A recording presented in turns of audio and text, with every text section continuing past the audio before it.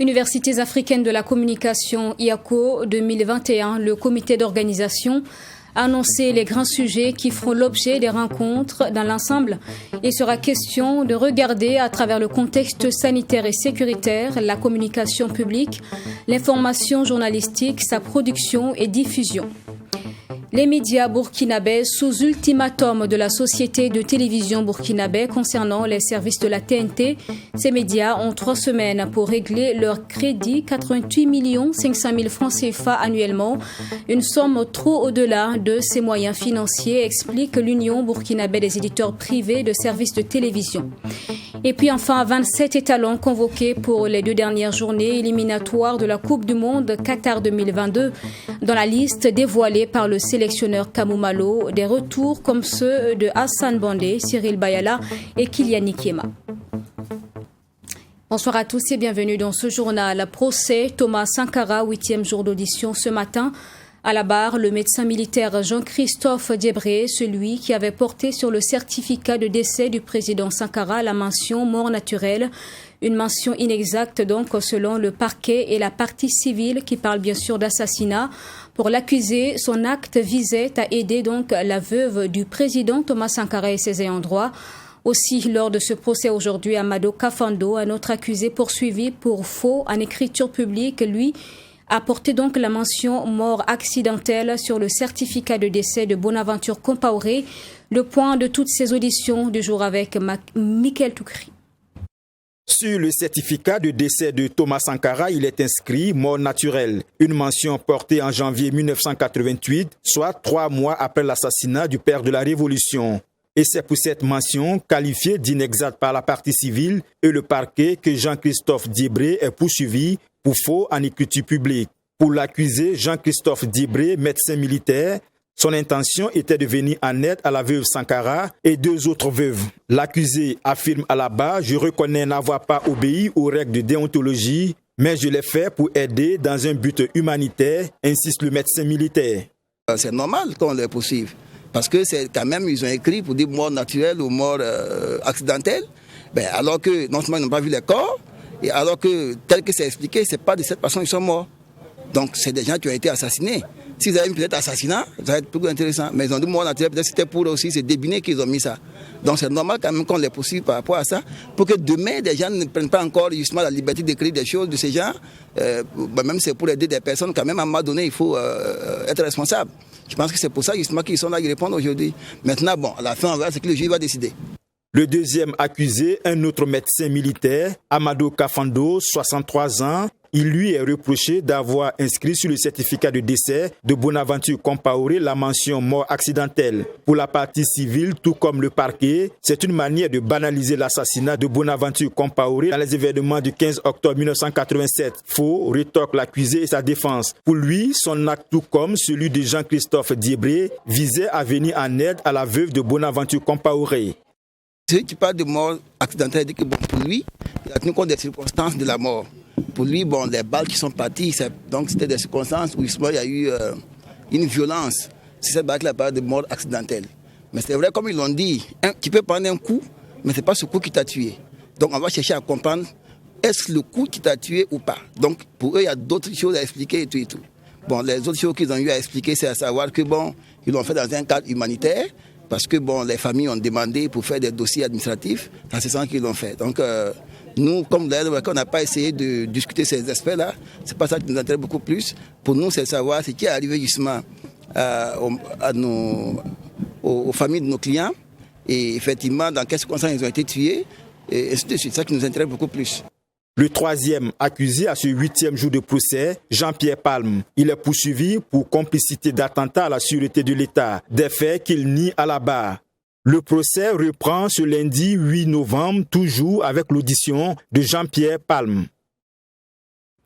Un prélude à la 12e édition des universités africaines de la communication de Ouagadougou, UACO, le comité d'organisation a fait un point ce 4 novembre aux hommes de médias. 3 jours durant, les professionnels de l'information et de la communication échangeront sur diverses thématiques axées notamment sur l'adaptation du travail journalistique au contexte actuel marqué par l'insécurité et le Covid-19. Aussi, des masterclass sur des sujets d'actualité sont prévus. On en parle avec Serge Kabouré. Les responsabilités des acteurs de l'information et de la communication en contexte de défis sécuritaires et sanitaires en Afrique, c'est sous cette thématique que se tiendront du 25 au 27 novembre prochain les universités africaines de la communication de Ouagadougou, UACO. Pour cerner les différents contours de la problématique, l'édition 2021 des UACO se propose d'engager la réflexion autour de 3 grands axes. Premier axe, la communication publique et les défis sanitaires et sécuritaires.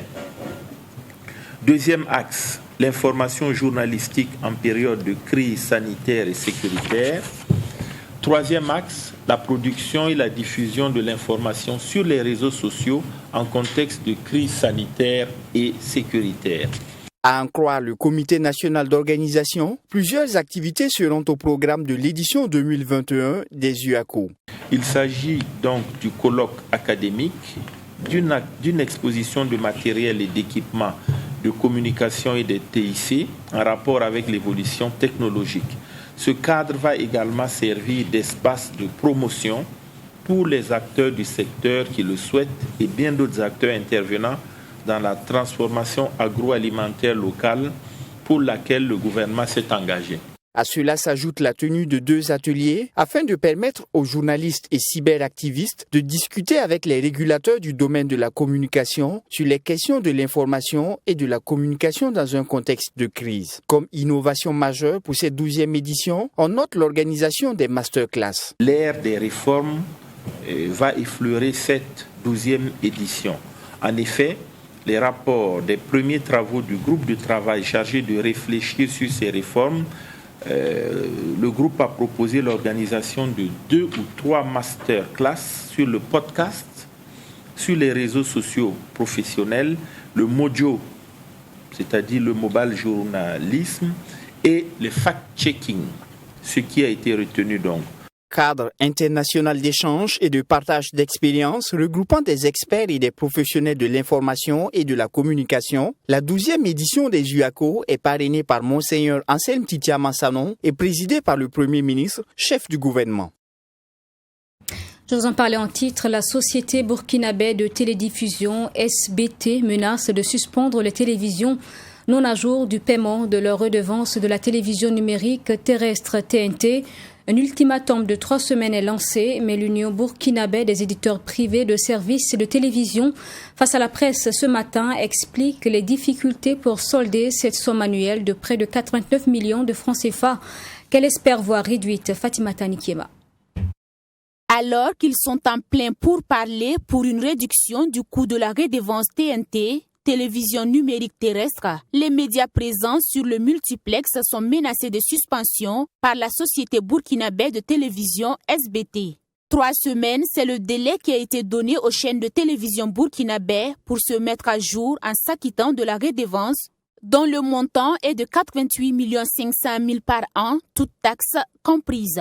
Les membres de l'Union burkinabé des éditeurs privés de services de télévision UBS TV ne l'entendent pas de cette oreille. Les éditeurs de services de télévision que nous sommes ne refusons pas de payer. Nous sommes d'accord qu'il faut payer parce que nous faisons partie des bénéficiaires du projet de la TNT. Toutefois, nous disons qu'il faut trouver un montant qui soit conforme aux réalités de notre marché. Vous n'êtes pas sans savoir que le marché de la publicité au Burkina est un marché très étriqué. Pour comparaison, je vous disais tout à l'heure, le marché de la Côte d'Ivoire, c'est pas moins de 11 milliards pour 5 chaînes de télévision. Le marché du Burkina, c'est moins de 4 milliards pour 17 chaînes de télévision. Allez-y voir. Et qu'on le veuille ou non, aujourd'hui, nos chaînes de télévision sont de facto en compétition avec les chaînes de télévision étrangères.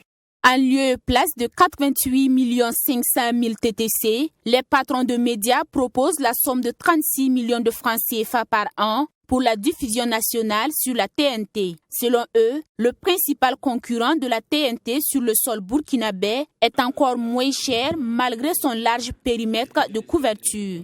Quand vous regardez Canal+,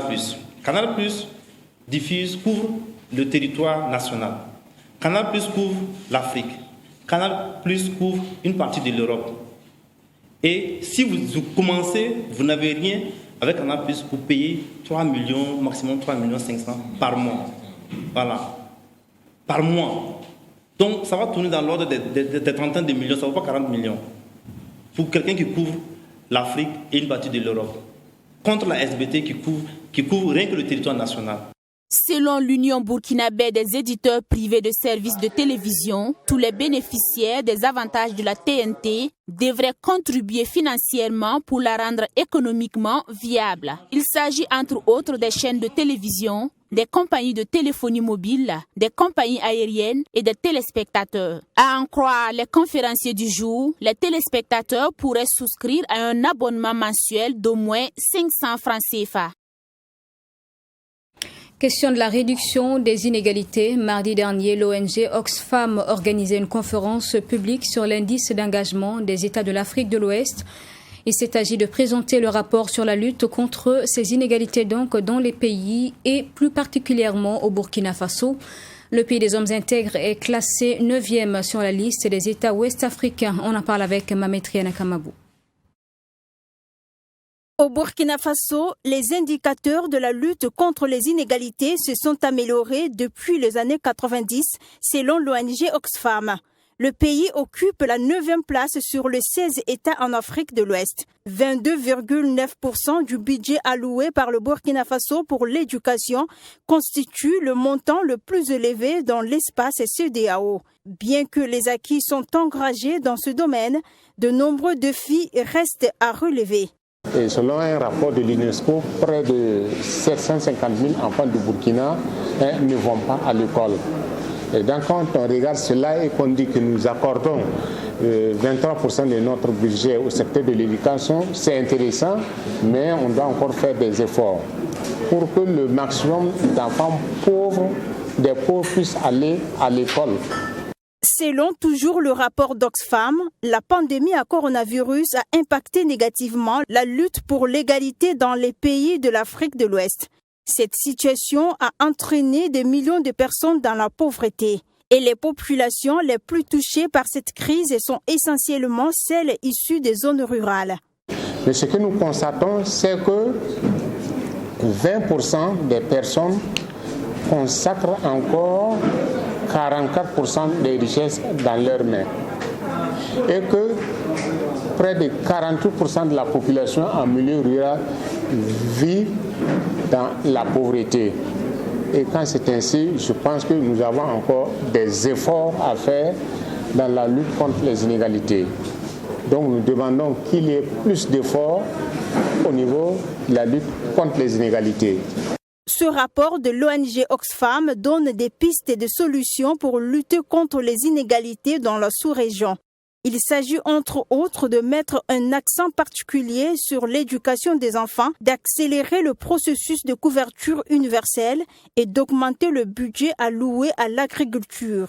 Le document conseille aussi de négocier pour un allègement fiscal de la dette extérieure qui est passé de 6,6% à 49,6%. La 3e campagne de chirurgie à cœur ouvert de la chaîne de l'espoir au Burkina est lancée. 7 patients vont être pris en charge et parmi eux, une petite fille âgée de 7 ans. Elle a été opérée aujourd'hui au CHU de Tengango par le docteur Adama Sawadgo et son équipe. Attention, les images que nous rapporte Sanata Serré sont très sensibles. Une autre opération à cœur ouvert ici au Burkina Faso par le docteur Adama Sawadgo et son équipe.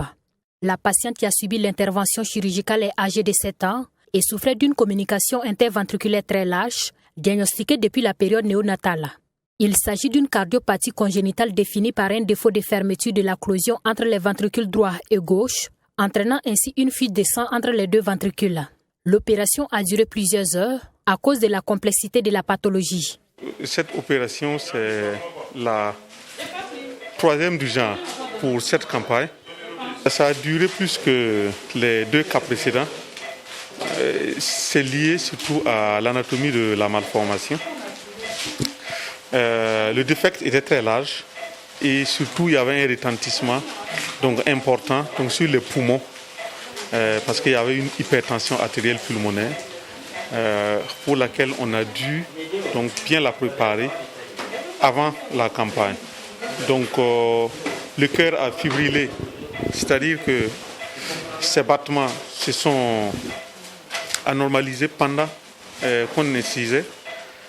Et à la reprise aussi, vous avez vu qu'on a dû choquer. Et c'est tout ça qui a contribué à allonger la période opératoire. Cette troisième campagne de chirurgie à cœur ouvert concerne 8 patients. 7 des patients ont déjà subi l'intervention et la dernière opération de la campagne est programmée pour ce vendredi 5 novembre. 6 patients qui ont été opérés avant cette patiente vont très bien. Il y a 2 qui ont déjà rejoint le service d'hospitalisation. 2 le feront aujourd'hui. Et ça fait que l'évolution est classique, quoi. Donc nous pouvons dire que tout va bien. C'est le 7e cas qu'on fait aujourd'hui. Il reste un cas pour demain. On tire vers la fin de la campagne. La première campagne de chirurgie à cœur ouvert, faut-il le rappeler, a été lancée en janvier 2021, avec à ce jour une trentaine de bénéficiaires au Burkina Faso. L'unité de chirurgie cardiovasculaire et thoracique locale a été assistée par le professeur Gabriel Ciss du Sénégal et son équipe lors de cette opération. Lever le tabou de l'hygiène menstruelle pour les jeunes filles, c'est l'objectif visé par l'association Vision Nouvelle qui a organisé une séance de sensibilisation et de formation au profit des jeunes filles au quartier Kolonaba de Ouagadougou. Ces bénéficiaires formés serviront de relais dans les établissements d'enseignement. Le point à travers ce reportage signé Serge Kabouré. Une séance d'apprentissage de confection de serviettes hygiéniques réutilisables et un entretien avec une gynécologue obstétricienne au profit d'une dizaine de jeunes filles afin de leur permettre de s'imprégner des événements liés à la féminité et à l'hygiène menstruelle. Déjà, comme je suis une femme et que je suis réglée comme pratiquement toutes les femmes, il était important pour moi de leur apporter ma propre expérience, d'éclaircir leur lanterne sur certaines thématiques, de renforcer leurs compétences par rapport au sujet, par rapport à ce que c'est que les règles, le cycle menstruel ainsi que l'hygiène menstruelle et pour leur donner des petites astuces pour qu'elles puissent bien gérer cette période qui vient pratiquement chaque mois. Organisée par l'association Vision Nouvelle, cette activité qui s'est déroulée au quartier Kolognaba vise à lever le voile sur l'hygiène menstruelle qui demeure toujours un sujet tabou. Pour nous, ça peut être perçu comme un tabou dans certaines localités, dans certaines communautés, mais pour nous aujourd'hui, c'est de faire la promotion de cette hygiène menstruelle de telle sorte qu'elle puisse déjà s'approprier de la thématique. C'est un tabou, il faut déjà lever le tabou. Mais deuxièmement, il faut également faire part de certaines astuces qu'on peut avoir afin de bien gérer son hygiène menstruelle. Donc nous sommes en train en réalité de former des relais qui vont nous servir véritablement de rentrer dans plusieurs autres quartiers, plusieurs autres communautés et pouvoir échanger et former le maximum. La formation en technique de confection de serviettes hygiéniques a consisté à apprendre aux participantes du jour à utiliser des matériaux qu'on trouve facilement sur le marché pour confectionner leurs serviettes intimes. Ce matin, nous avons appris aux jeunes filles la confection de serviettes hygiéniques réutilisables. Et on a utilisé des serviettes qu'on trouve sur le marché, du tissu qu'on trouve sur le marché, du fil, des aiguilles, des ciseaux, des trucs qu'on trouve facilement sur le marché. Une activité qui a permis aux participantes de maîtriser l'hygiène afin d'être des relais. Ce que j'ai appris, d'abord, ce que c'est que l'hygiène menstruelle. J'ai eu une idée générale de la chose et j'ai appris comment se fabriquent les serviettes hygiéniques. Donc, je peux dire que ça a été un grand apport pour ma personne parce que je ne savais pas comment ça se faisait. C'est plus aisé de savoir se fabriquer soi-même ses propres serviettes que d'aller payer, par exemple, les serviettes pour soi-même. La gestion de l'hygiène menstruelle évoque la manière dont les femmes restent propres et en bonne santé pendant les menstruations et comment elles acquièrent, utilisent et jettent les produits qui absorbent le sang. 11 décembre 2021, rencontre ce mardi à Zignaré entre le Comité national d'organisation et la représentation régionale du plateau central. Cette rencontre, qui marque le top de départ de l'organisation de la fête, a été présidée par le ministre d'État, ministre de l'administration territoriale et de la décentralisation. Les précisions avec Sanata Serré. Cette rencontre vise à créer un cadre d'échange entre membres du comité national et régional d'organisation du 11 décembre 2021 dans la région du plateau central. Une rencontre qui a permis de dispatcher les tâches et situer les responsabilités de chaque commission pour un 11 décembre réussi. C'était également le lieu d'élaborer le programme des activités qui seront menées dans le cadre de la commémoration. À chaque niveau, il y a un arrêté qui a nommé les présidents et vice-présidents de ces commissions-là. Et dorénavant, ces commissions devraient travailler de concert, dans la concertation permanente, pour pouvoir donc réussir l'organisation. Donc, au cours de cette réunion, nous avons bien sûr balisé les tâches qui reviennent à chaque commission. Mais en fait, les commissions ont déjà commencé à travailler, puisqu'au niveau national, nous avons déjà tenu plusieurs réunions. Des commissions se sont déjà déplacées sur le terrain, ont identifié les axes de travail sur le terrain même et ont déjà d'ailleurs relevé un certain nombre de préoccupations auxquelles il faut trouver des solutions. Le ministre Clément Sawadogo a au cours de la rencontre invité les différentes commissions à travailler en synergie d'action et apporter des innovations afin que ce 11 décembre qui marque la fin de la célébration tournante soit un succès. Nous ne voulons pas que le 11 décembre de cette année soit exactement le même que celui qu'on a connu les années passées. Il faut bien déjà que chaque région a ses particularités et ses originalités. Il faut bien pouvoir les refléter à travers la manifestation. C'est l'intérêt même de cette manifestation délocalisée, c'est que l'on puisse sentir que la région regorge de potentialités, regorge de quelque chose d'original. Donc c'est cela que j'ai demandé à toutes les commissions, en particulier à la commission parade, aux commissions qui s'occupent des aspects culturels du thème, de mettre donc une touche d'originalité pour que ce 11 décembre ne ressemble pas aux autres. On prit part à cette rencontre les présidents et vice-présidents des différentes commissions. L'on compte au total 12 commissions au niveau national et 14 au niveau régional. Le programme d'activité élaboré lors de cette rencontre sera soumis à adoption par le gouvernement, selon le ministre d'État.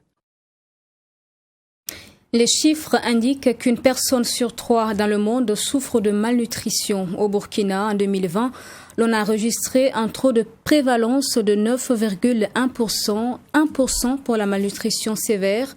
Des chiffres qui interpellent à plus d'actions pour faire face à ce problème de santé, dont l'évolution des indicateurs constitue un obstacle dans l'atteinte des ODD à l'horizon 2030. C'est l'objectif donc d'une session de formation, de renforcement de compétences au profit des OSC du Burkina et du Mali à travers le réseau NOUT. Regardez. Selon des données, une personne sur 3 dans le monde souffre de la malnutrition. Au Burkina Faso, en 2020, les prévalences de la malnutrition aiguë globale étaient de 9,1%, la malnutrition sévère de 1%. Des chiffres qui interpellent à plus d'actions pour faire face à ce problème de santé publique dont l'évolution des indicateurs constitue un problème dans l'atteinte des objectifs de développement durable ODD à l'horizon 2030. C'est tout l'objectif de cette session de formation, de renforcement de compétences des organisations de la société civile du Burkina Faso et du Mali à travers le réseau NUT. Elle est suffisamment alarmante dans la mesure où on constate que dans ces différents pays, la question de nutrition touche beaucoup d'enfants et de femmes allaitantes surtout et même des femmes enceintes. Donc c'est une situation qui est assez alarmante dans la sous-région et c'est justement ce qui justifie la mise en œuvre de ce projet qui est en train de se dérouler. Pendant ces 4 jours, il sera question de parler, analyse, suivi et plaidoyer budgétaire pour la nutrition et la santé alimentaire, aussi bien au Burkina Faso qu'au Mali. Malgré les efforts consentis par les autorités politiques, les appuis budgétaires dans le domaine de la santé alimentaire et de la nutrition restent insuffisants. Le processus budgétaire est long. Le budget en lui-même est un instrument. C'est un instrument simplement qui vise à satisfaire les citoyens. Donc il est question de faire des analyses sur le plan des ressources.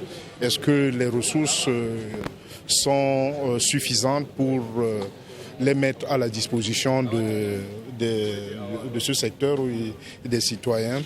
Est-ce que les allocations budgétaires sont consistantes par rapport aux attentes du secteur de la nutrition, de l'eau, de l'assainissement et puis de l'hygiène?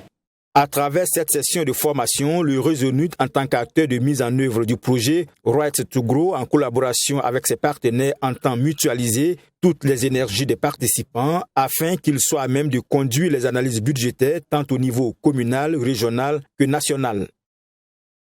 Un reportage commenté par Michael Tougri. Actualité sportive, 7e étape du Tour du Faso, étape de la course contre la montre. 69 coureurs ont pris le départ de Koupela pour rejoindre Zorgo, 35 km. À l'issue de la compétition, le maillot jaune a encore changé d'épaule. Le Maroc, en remportant la première place au classement, récupère du même coup la tunique dorée. Les images avec Assami Touré.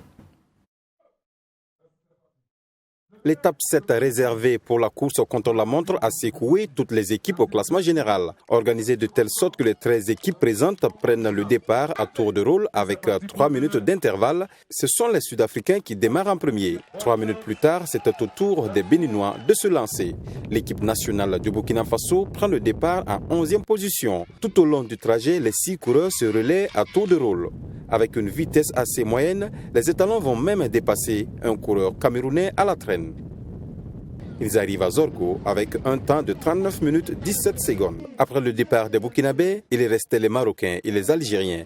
Plus rapides que les autres, les Marocains en profitent et font un temps de 37 minutes 37 secondes, ce qui leur a permis de se classer comme première équipe au général et récupérer le maillot jaune qui était sur les épaules de Hamza Yassine de l'Algérie. Et c'est Kouradji Moussine, le Marocain, qui est à 2 secondes du porteur du maillot jaune, qui s'adjuge ce maillot le plus convoité. Moi, je restais sans maillot jaune à l'étape 7 contre la montre. Moi, j'ai pour une équipe bien pour contre la montre où il y a 3 étapes encore, mais moi, je travaillais bien pour gagner le tour, Inch'Allah. La Suisse est classée 2e avec un temps de 37 minutes 55 secondes. L'équipe nationale du Burkina a été classée 7e, un rang que Mathias Sorgo avait voulu éviter. Interrogé avant la course, ils se disaient inquiets car leur vélo n'était pas adapté.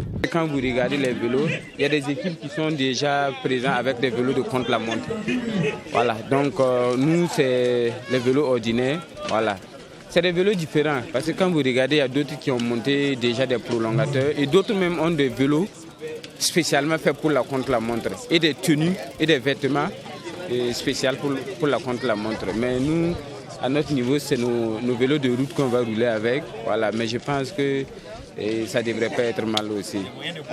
Voilà, c'est le moyen de bord dont on fait avec. On espère que, en tout cas, les années à venir, voilà, nous aussi, on pourrait s'équiper comme les autres pays. Cette course contre la montre a été initiée pour la première fois sur le Tour du Faso grâce à Feu Francis Ducreux. En hommage à sa mémoire, cette 7e étape lui a été dédiée. Lonasser étant le parrain de l'étape apprécie positivement.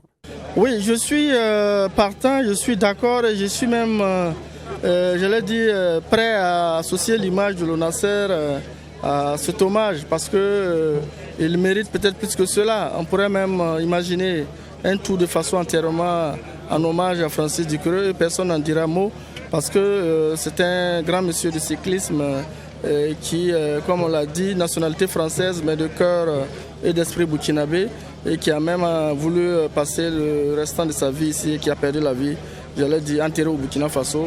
Je pense que c'est tout dit. Donc aucun hommage ne serait de trop pour Francis. En résumé, le maillot jaune est revenu à Kouradji Mouchine du Maroc, le maillot vert à Wouter Rutger de la Belgique et le maillot rose à Hamza Yassine de l'Algérie. La prochaine étape, c'est Koubri-Po, longue de 122 km avec 2 points chauds, à savoir à Manga et à Nobéré. Dans le cadre des 2 dernières journées comptant pour les éliminatoires de la Coupe du Monde Qatar 2022, le sélectionneur national des étalons du Burkina a dévoilé jeudi, lors d'une conférence de presse, la liste des joueurs convoqués pour ces 2 confrontations. Et c'était donc lors d'une conférence de presse. 27 joueurs ont été appelés par Kamou Malo.